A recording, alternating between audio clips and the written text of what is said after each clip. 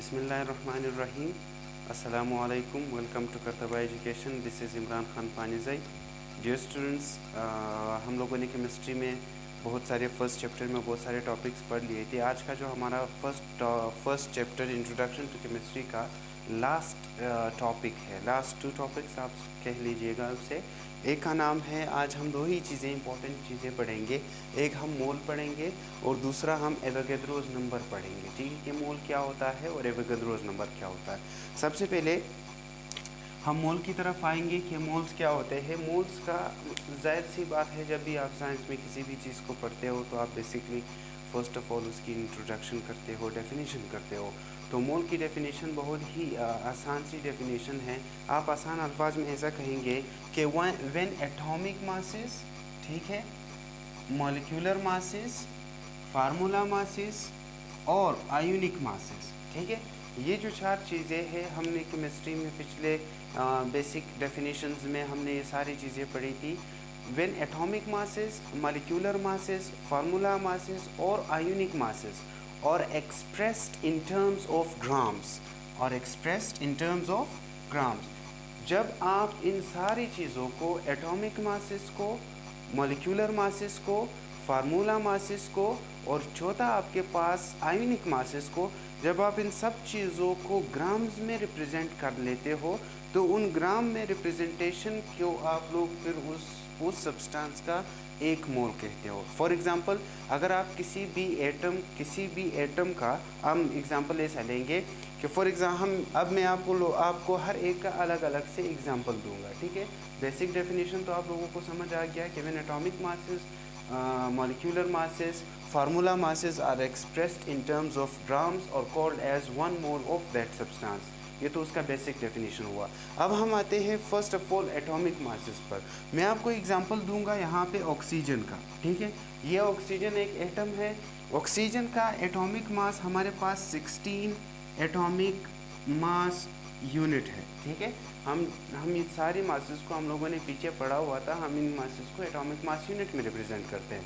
तो जब आप इसी 16 को एटॉमिक मास यूनिट के बजाय रिप्रेजेंट करोगे 16 ग्राम्स में, किस में रिप्रेजेंट करेंगे? 16 ग्राम्स में। तो ये 16 ग्राम बराबर होगा 1 मोल ऑफ ऑक्सीजन के। किसके? 1 मोल ऑफ ऑक्सीजन के। अब अगर आप इसी चीज़ को डेफिनेशन पे अप्लाई करोगे कि when atomic masses are shown in terms of gram, are expressed in terms of gram, इसी 16 को हमने ग्राम्स में एक्सप्रेस किया। तो जब हम इनको ग्राम्स में एक्सप्रेस करेंगे तो वही एटॉमिक मास बराबर होगा 1 मोल ऑक्सीजन के। इसी तरीके से आप मॉलिक्यूलर मासेस को, फॉर एग्जांपल यही मैं एग्जांपल देता हूँ O2 का। O2 जो है वो ऑक्सीजन का एक मॉलिक्यूल है। ठीक है, तो अब इस मॉलिक्यूल का टोटल जो मास है, मॉलिक्यूलर मास है, वो आपके पास है 32 एटॉमिक मास यूनिट। ठीक है, अब आप जब इसी 32 एटॉमिक मास यूनिट को रिप्रेजेंट करोगे 32 ग्राम में, इसी, बाकी कोई हम चेंज नहीं कर रहे हैं, कोई चेंज इसमें नहीं ला रहे हैं सिवाय इन यूनिट्स के। ठीक है, जब आप इसी 32 एटॉमिक मास यूनिट्स को रिप्रेजेंट करोगे 32 ग्राम्स में, तो ये 32 ग्राम बराबर होगा 1 mole of molecules of oxygen. इस चीज़ में आप लोगों ने कंफ्यूज नहीं होना है, क्लियर होना है। जब हम 16 की बात कर रहे हैं तो हम यहाँ पर एटॉमिक मासेस की बात कर रहे हैं। इसका मतलब है कि हम एटॉमिक लेवल पर इस चीज़ की बात कर रहे हैं। जब हमने 2 ऑक्सीजन लिए तो ये O2 असल में ऑक्सीजन का एक मॉलिक्यूल है, तो ये इसका मास फिर मॉलिक्यूलर मास कहलाएगा, हमने पीछे पढ़ा हुआ है। तो जब आप इस मॉलिक्यूलर मास को एटॉमिक मास यूनिट्स के बजाय ग्राम्स में रिप्रेजेंट करेंगे तो उस ग्राम में रिप्रेजेंटेशन को, वो जो ग्राम वाली रिप्रेजेंटेशन है वो बराबर होगी 1 mole of molecule of the oxygen. ठीक है, यहाँ तक तो मॉलिक्यूलर मास भी हुआ। तीसरा आपके पास है फार्मूला मास। फार्मूला मास में हम लोग फार्मूला यूनिट की मास का बात करते हैं। फॉर एग्जांपल हमारे पास है सोडियम क्लोराइड। ठीक है, सोडियम क्लोराइड की अगर आप लोग फार्मूला मास की बात करेंगे तो ये 58.5 एटॉमिक मास यूनिट इसका फार्मूला मास है। अब इसी 58.5 को जब आप ग्राम्स में रिप्रेजेंट करेंगे, आप इसको रिप्रेजेंट करेंगे 58.5 ग्राम्स, ठीक है। इसी फार्मूला यूनिट के मास को जब आप 58.5 एटॉमिक मास यूनिट के बजाय आप उनको 58.5 ग्राम्स में रिप्रेजेंट करेंगे, तो इस ग्राम 58.5 जो ग्राम है ये आपके पास कहलाएगा 1 mole of formula unit sodium chloride, ठीक है। यानी कि ये 1 मोल के बराबर होगा सोडियम क्लोराइड के। इसी तरीके से आप लोग आयोनिक मासेस का भी मैंने आप लोगों को जिक्र कर दिया है। रिमेंबर, हम लोगों ने आयोनिक मासेस, आयन के मासेस को हम लोग आयोनिक मासेस कह सकते हैं। मुख्तलिफ कैटेगरीज हो सकती हैं। मैं आपको सिंपल सा एक एग्जांपल दूंगा। अगर हम लोग यहाँ पर इसी से मैं सोडियम और क्लोराइड का, इसी से मैं सोडियम ले लेता हूँ। सोडियम प्लस आयन है। सोडियम का एटॉमिक नंबर जो होता है वो 23 होता है, 23 एटॉमिक मास यूनिट, ठीक है। अब इसी 23 एटॉमिक मास यूनिट को अगर मैं रिप्रेजेंट करूँगा इन ग्राम्स, ठीक है, अगर मैं इनको रिप्रेजेंट करूँगा 23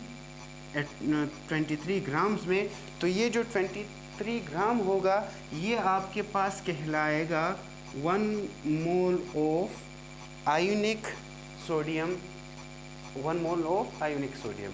तो अब अगर आप ओवरऑल इन सारी डेफिनेशंस को, इसी डेफिनेशंस को इस एग्जांपल्स पे अप्लाई करेंगे कि when atomic masses, molecular masses और फार्मूला मासेस और ionic masses are expressed in terms of grams. इसी मासेस को जब हम ग्राम्स में रिप्रेजेंट करते हैं, एक्सप्रेस करते हैं, तो जितना वो ग्राम में आएगा उतना ही वो बराबर होगा 1 मोल के उसी चीज़ का। अगर हम लोग एटम की बात कर रहे हैं तो वो एटम का 1 मोल कहलाएगा। अगर हम मॉलिक्यूल की बात कर रहे हैं तो वही जो मास है वो उस मॉलिक्यूल का 1 मोल कहलाएगा।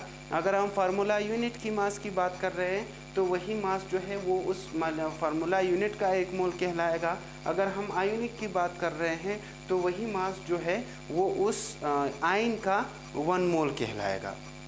ये तो आपके पास हो गया है मोल का basic definition and it's understanding. उसके बाद एक जनरल फार्मूला है। जनरल फार्मूला इसलिए लिखा और समझा जाता है ताकि अगर आपको कोई, फॉर एग्ज़ाम्पल, अगर आप लोगों को कोई कहे, आप लोगों को कोई एक, मैं एग्ज़ाम्पल दे रहा हूँ, आपको कोई कहे कि हमारे पास H2O 32 ग्राम H2O है, ठीक है। इसमें आप लोग मुझे मालूम करके बता दो कि इस 32 ग्राम ऑफ वाटर में हमारे पास कितने, इस 32 ग्राम ऑफ वाटर में हमारे पास कितने मोल्स होते हैं वाटर के। तो उस चीज़ को मालूम करने के लिए आप हमेशा ये जनरल फार्मूला ऑफ मोल को अप्लाई करेंगे, जिसमें हमेशा आप गिवन मास को डिवाइड करेंगे। अगर आप लोगों को कहा गया है कि एक एटम की मोल मालूम करके दो, एटॉमिक मोल मालूम करके दो, तो आप उस गिवन मास के नीचे उस एटम का मास लिखोगे जिसका आप मोल मालूम कर रहे हो। अगर आप लोगों को मॉलिक्यूलर फॉर्म में पूछा जा रहा है, जैसे कि यहाँ वाटर का एक मॉलिक्यूल है, इसके बारे में पूछा जा रहा है, तो फिर आप उसके गिवन मास के नीचे molecular mass of that molecule लिखोगे। अगर आप लोगों से फार्मूला मास के फार्मूला मास का एक गिवन मास पूछा जा रहा है, वहाँ पे गिवन मास दिया हुआ है और आपसे पूछा जा रहा है कि आप इस फार्मूला मास में बता दो कि कितने मोल्स होते हैं, ठीक है। तो उसके नीचे फिर आप फार्मूला मास लिखेंगे। और अगर आप लोगों को फॉर इंस्टेंस आयोनिक फॉर्म में दिया गया हो कि भाई इतने ग्राम्स में फलाना आयन मालूम करो कि वो कितने मोल मौजूद है, ठीक है। तो तब आप उसको गिवन जो भी मास होगा उसको डिवाइड करेंगे आयोनिक मास पे। अब फॉर एग्जांपल मैंने एक छोटा सा एग्जांपल आपको वाटर के मॉलिक्यूल का दिया हुआ है। अगर हमें कोई 32 ग्राम्स ऑफ वाटर दे, हमसे ये पूछे कि भाई इस 32 ग्राम ऑफ वाटर में कितने मॉलिक्यूल्स, कितने मोल ऑफ वाटर मौजूद है, तो हम सिंपली क्या करेंगे, हम यही फार्मूला अप्लाई करेंगे। मैं मोल लिखूँगा, ठीक है, मैं मोल लिखूँगा और गिवन मास हमारे पास कितना है 32 है, 32 ग्राम है, ठीक है। इसी के नीचे चूंकि ये मॉलिक्यूल है तो हम लोग मॉलिक्यूलर मास को पिक करेंगे। किसका मॉलिक्यूलर मास? इस वाटर के मॉलिक्यूल का मॉलिक्यूलर मास, ठीक है। हमें पता है कि वाटर के मॉलिक्यूल का जो मास है वो हमारे पास 18 है। कितना है? 18 ग्राम, ठीक है। 18 ग्राम हमारे पास वाटर का मास है। तो हम लोग सिंपली इसको क्या करेंगे, इनको आपस में काटेंगे तो ये 1 ये 2 आ जाएगा। तो आंसर हमारे पास आएगा कि 2 मोल्स। कितने मोल्स? 2 मोल्स। यानी कि हमारे पास जो 32 ग्राम ऑफ वाटर मौजूद है उसके अंदर दरअसल 2 मोल ऑफ वाटर मौजूद है, यानी कि उसमें दो मोल पानी के मौजूद है। तो ये फार्मूला आपके पास इस चीज़ में काम आएगा, ठीक है। इसके अलावा ये यहाँ तक हमारे पास मोल हो गया कंप्लीट। इसके अलावा जो लास्ट टॉपिक है वो है एवोगाड्रोस नंबर, ठीक है। एवोगाड्रोस नंबर को सबसे पहले हम लोग इनकी रिप्रेजेंटेशन को देखेंगे कि हम लोग एवोगाड्रोस नंबर को कैसे रिप्रेजेंट करते हैं, ठीक है। रिप्रेजेंटेशन का मतलब होता है कि आप उसको कैसे लिखेंगे। एवोगाड्रोस नंबर को हमेशा रिप्रेजेंट Na से किया जाता है, ठीक है। आप जहाँ पर भी इस तरीके का Na देखेंगे तो उसका मतलब होगा कि इससे जो भी बंदा आपको कोई चीज़ असाइन करके दे रहा है तो उसका मतलब है कि उसका इससे मुराद एवोगाड्रोस नंबर है, ठीक है। अब यहाँ पर एवोगाड्रोस नंबर के मैंने 2 सिंपल डेफिनेशंस लिखे हैं। एक तो मैंने एक वैल्यू लिखी है। तो असल में एवोगाड्रोस एक साइंटिस्ट ना, उसने एक मोल में पार्टिकल्स के तादाद को मालूम किया था, ठीक है। तो उन तादाद को जब उसने मालूम किया तो सारी चीज़ों में कंसेप्चुअली वो सेम आ रहे थे। तो उसने कहा कि 6.022 इंटू 10⁻23 जितने भी मोल है, जितनी भी चीज़ों के मोल है, उन सब में पार्टिकल्स की तादाद ये होती है। तो आप एवोगाड्रोस नंबर का एक आसान डेफिनेशन ऐसा भी कर सकते हो कि 6.0225 और 022 into 10⁻23 is called as Avogadro's number first. Number second, आप ये कहोगे कि the number of particles in 1 mole of any substance. जब आप किसी भी सब्सटेंस के 1 मोल के अंदर पार्टिकल्स की बात करते हो, जितनी भी पार्टिकल होंगी उनकी तादाद की बात करेंगे तो वो तादाद हमेशा बराबर होगी 6.022 इंटू 10⁻23 के। और इस नंबर को हम लोग कहेंगे एवोगाड्रोस नंबर। रिमेंबर, यहाँ पर जो वर्ड पार्टिकल है, यहाँ पर हमारे 2 चीज़ें मुराद है। अगर आप एटॉमिक लेवल पर बात करेंगे तो यहाँ पर पार्टिकल से मुराद हमारे पास नंबर ऑफ एटम्स है, नंबर ऑफ एटम्स है, ठीक है। एटॉमिक लेवल पर अगर आप बात करते हो, और अगर आप इसका मॉलिक्यूलर लेवल पर बात करते हो तो यहाँ पर इससे मुराद हमारा है नंबर ऑफ मॉलिक्यूल्स, ठीक है। फॉर एग्जांपल कैसे?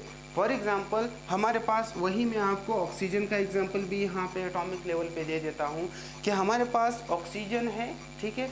ऑक्सीजन के अंदर 16 ग्राम्स होते हैं, ठीक है।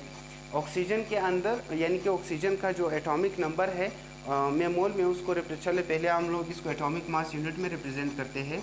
हमारे पास ऑक्सीजन का जो एटॉमिक मास है वो है 16 एटॉमिक मास यूनिट, ठीक है। अब इस 16 एटॉमिक मास यूनिट को हम लोगों ने मोल में कैसे कन्वर्ट किया था? इस फार्मूले से हमने इसी 16 को रिप्रेजेंट किया हुआ था 16 ग्राम में, ठीक है। मैं डायरेक्ट नहीं लिख रहा, जब मैंने वापस उसको अलग कर दिया 16 ग्राम में। और ये 16 ग्राम हमारे पास बराबर आया था 1 मोल ऑफ ऑक्सीजन के, ठीक है।